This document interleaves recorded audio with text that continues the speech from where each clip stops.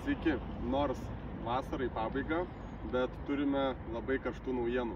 Tai Maserati Grecale, ką jūs jau matėte, bet pati galingiausia trofėjo versija. Tai kuo skiriasi trofėjo nuo GT ir Modenos versijos, ką mes jau apžvelgėme ir matėme, tai čia mes turime Neptuno variklį, kurį galime sutikti MC20 automobilyje, Gran Turismo, Modeno ir trofėjo versijose. Ir čia yra tas pats variklis V6, tik tais turintis 530 arklio galių. Aišku, ne tik variklis, bet ir automobilio išvaizda yra šiek tiek kitokia, pasportinta, turinti daugiau raumenų, ne tik po kapotu, bet ir išorėje. Tai pirmiausia, pradėkime nuo priekio. Tai priekinė dalis, viršutinė dalis išlieka ta pati. Turime metalik juodą spalvą, bet skiriasi visiškai apatinė bamperio dalis. Tai visiškai kitokios grotos, turime korėtas groteles apačioje, turime natūralaus karbono apdailą priekyje ant slenksčių ir gale, tai yra bazinė įranga šio automobilio, ko negali turėti nei Modena, nei GT versijos. Taip, tai kas be ko, trofėjo badgingas, kuris irgi nurodo būtent trimline ir galingiausią versiją šitame kėbule. 21 colio ratlankiai skirtingų pločių, tai yra taipogi bazinė versija 21, galime rinktis iš dviejų variantų. Turime ir geltonų stabdžių suportus, kurie pamatysite šitam automobilyje būtent yra derinama su interjero geltonu apsiuvimu. Ką ir minėjau, karbono apdaila, karboniniai slenksčiai, platesni galiniai ratlankiai ir man labiausiai patinkanti šio automobilio galinė dalis, nes ji atrodo masiškiausiai, sportiškiausiai ir suteikia automobiliui tikrai daug įspūdžio žiūrintis, kaip jis važiuoja kelyje. Tai būtent vėlgi masyvus karbonas, visa apatinė lūpa yra iš natūralaus karbono, tikri išmetimų vamzdžiai, tai kiekvienoje pusėje yra po 2 išmetimo vamzdžius, ant standartinių versijų veikia tik po vienas, ant Sport ir Corsa žiedinės trasos režimas, taip pat turi ir launch kontrolą, atsidaro papildomas sklendės, turi galingesnį, gražesnį, agresyvesnį išmetimo garsą. Tai Maserati badgingas, Grecale badgingas.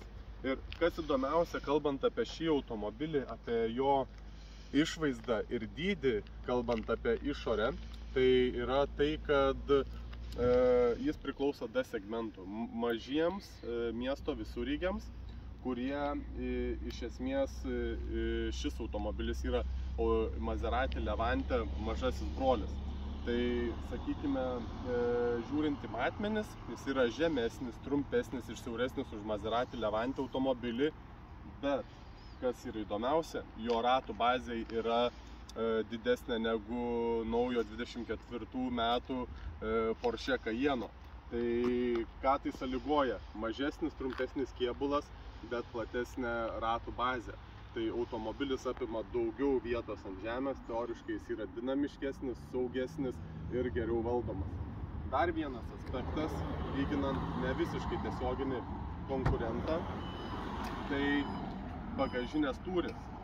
Tai Maserati Grecale trofėjo turi 40 litrų didesnę bagažinę negu GT ir Modena versijos. Tai čia yra 570 litrų tūris, kas vėlgi yra didesnė už standartinio Porsche Cayenne 24 metų bagažinę.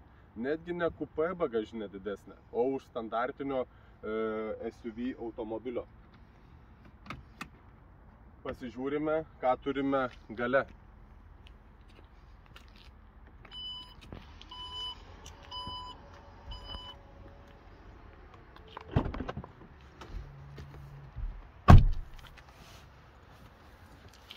Daugiausiai dėmesio iš karto matosi natūralus juodas interjeras odinis ir, kaip ir minėjau, su geltonais prasiuvimais. Turime panoramą, kuri šiuo atveju būtent yra atidaryta pusiau, nes neatidaryta galinė dalis. Panorama mano akims būtent yra skirta gale sėdintiems žmonėms, nes jie puikiai tuomet gali grožėtis dangum, didelio miesto centro apšvietimu ir panašiai, nesėdintiems priekyje panoramą tiesiog nesimato, nes tu turi labai stipriai atlošti galvą. Tai daugiau sukuria erdvės jausmo, šviesumo jausmo ir panašiai. Bet panorama mano galva yra skirta gale sėdintiems. Tai taipogi panoramą atsidaro, mes galime turėti ir ventiliacinę funkciją, galime pilnai atidaryti būtent va šitą dalį, kuri dabar yra atidaryta, nes ji užeina ant antros dalies, kurią mes galime paslinkti ir turėti tiesiog didesnį stiklą uždarytos panoramos. Cup holderiai, Maserati ženklai išsiuvinėti ant galvos atlošų ant visų 4 vietų. Kuom išskirtinis Maserati automobilis yra tuom, kad, kaip matot, ergonomiškai sėdynės yra išlinkusios į sėdmenis ir į nugaros atlošo pusės. Jis yra sukomplektuotas 5 važiuoti, bet pritaikytas važiuoti komfortiškai ir patogiai 4 žmonėms. Tai čia vėlgi yra vienas didesnių skirtumų prieš konkurentus, kadangi konkurentai visi turi flat sėdynės, flat tipo sėdynės, kur taip bus erdviau sėdėti 5 žmonėms, bet yra esminis klausimas, kiek dažnai jūs važiuojate 5 automobilyje. Tai Maserati požiūris yra, kad jūs turite ne krovininį automobilį, o sportinį ir komfortišką SUV klasės automobilį. Tai būtent ką čia ir turime ir patogiau. Tai taipogi yra galinio klimato kontrolė, dabar ji nešviečia, yra išjungta, nes išjungtas degimas, bet iš esmės mes turime papildomą opciją, kur mes galime valdyti ir gale papildomą sekciją gale sėdintiems klimato kontrolėje. Papildomos daiktadėžės, sėdynių ergonomika, kad maks daugiau vietos būtų. Tai kaip jūs matote, ir visuomet sėdynė reguliuota taip, kaip aš sėdžiu priekyje, plus tai yra Easy Access paketas, kai sėdynė pritraukia atsisėdus ir vairas priartėja prie vairuotojo įjungus degimą, išjungus degimą tave atitraukia. Tai šiuo momentu mes neturim atitrauktą sėdynę, bet vis tiek vietos yra ženkliai daugiau negu pas tam tikrus konkurentus. Type-C, standartinis USB portas ir kas, sakykime, iškart krenta į galvą, galime pasižiūrėti, tai yra nauja Carbon apdaila interjero, kur yra dengta laku ir turi tokį labai fainą bronzo atspalvį. Sonus Faber garso sistema, apie kurią daugiau jums papasakosiu priekyje.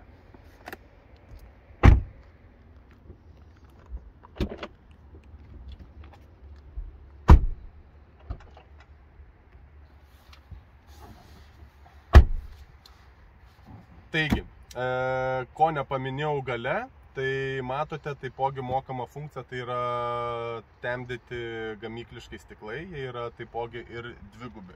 Tai yra papildoma opcija būtent visuose Grecale automobiliuose, galite užsitemdyti galinius visus stiklus ir kita opcija, jūs galite padaryti visus dvigubus 4 durų stiklus.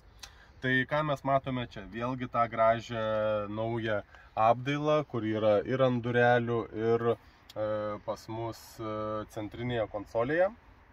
Geltonas išsiuvinėjimas, vėl kitoks sėdynių dizainas, turintis tokį trikampį išsiuvinėjimą. Šitas automobilis turi ir ventiliavimo funkciją, sėdynių ventiliacijos funkciją. Vienintelis dalykas, kas yra mechaniškai, tai yra šitas prailginimas.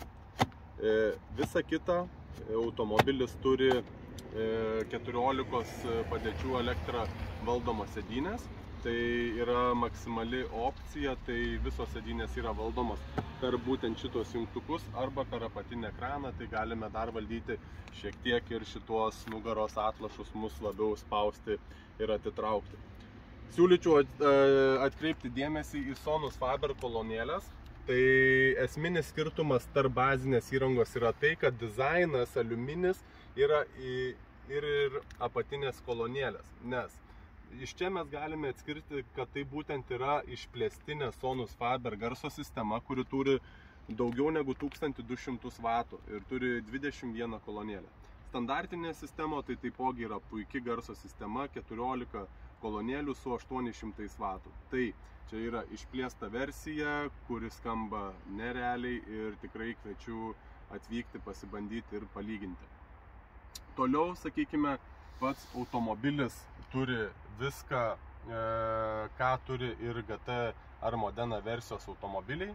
Tai 1, 2, 3, 4 ekranai, kurie gali būti sukonfigūruojami pagal jūs, telefono krovimas, Android operacinė sistema, Apple CarPlay, Android Auto ir panašiai. Tai apie šitos dalykus mes jau esame nemažai apšnekėję GT automobilio apžvalgoje.